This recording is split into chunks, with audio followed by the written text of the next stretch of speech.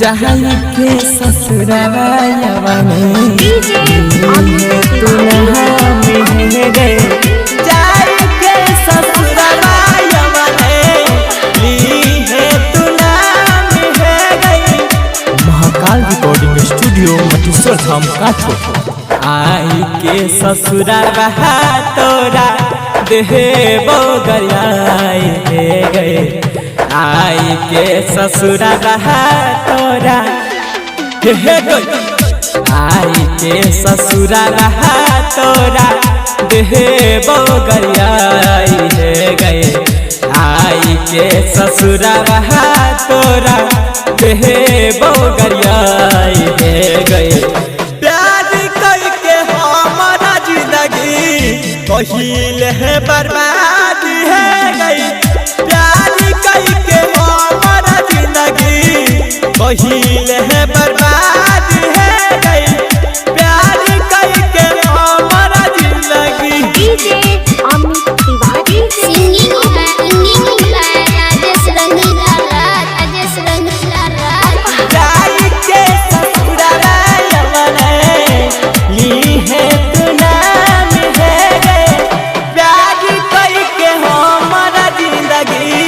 पहिले मोहब्बत है गई प्यार करके हमारा जिंदगी। जान तो जे पिया रहा तोहर मारा तो जला ठीक है तोहरे खातिर कहो छिया सुने जानू गे जहान तो जे पिया रहा तोहर महारा तो जला गई तोहरे खातिर कहो छिया सुने जानू गए। बतिया बढ़ावाला से होई तो गंभीर छौरी बहतिया बढ़ावाला से होई तो गंभीर जानू प्यार करके हमारा संग में होइल है बदनाम है गई प्यार करके हमारा संग में होइल है बदनाम छौरी झूठ के प्यार कोई के। DJ Amit Tiwari Mahakal recording studio Mateshwar Dham काठो जाई के ससुरालवा में लीहे दुल्हा में गई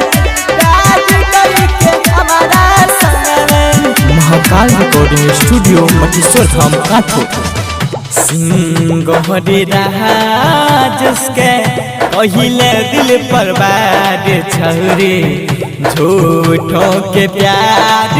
कोई के पहिले बर्बाद छौरी राइट हर सूरज अनसु कहे कैले बहाद छौरी राकेश राज के पहिले बर्बाद छौरी झूठों के प्यार कोई के पहिले है बर्बाद छौरी झूठों के क्रिया खाई के पहिले ये बर्बाद छौरी प्यार करके दोसरा संगे पहिले बर्बाद छौरी झूठों के शादी कोई के पहिले ये बर्बाद छौरी रोजे रोजे फोनावे पर आई के ससुरालवा तोरा खूबे गौरियई बउगे आई के ससुरालवा तोरा दुल्हा हो के महरा बउगे झूठो के प्यार कोई के पहिले बर्बाद है गई झूठो के प्यार कोई के पहिले बर्बाद छौरी झूठो के प्यार कोई के। Mahakal recording studio Mateshwar Dham काठो।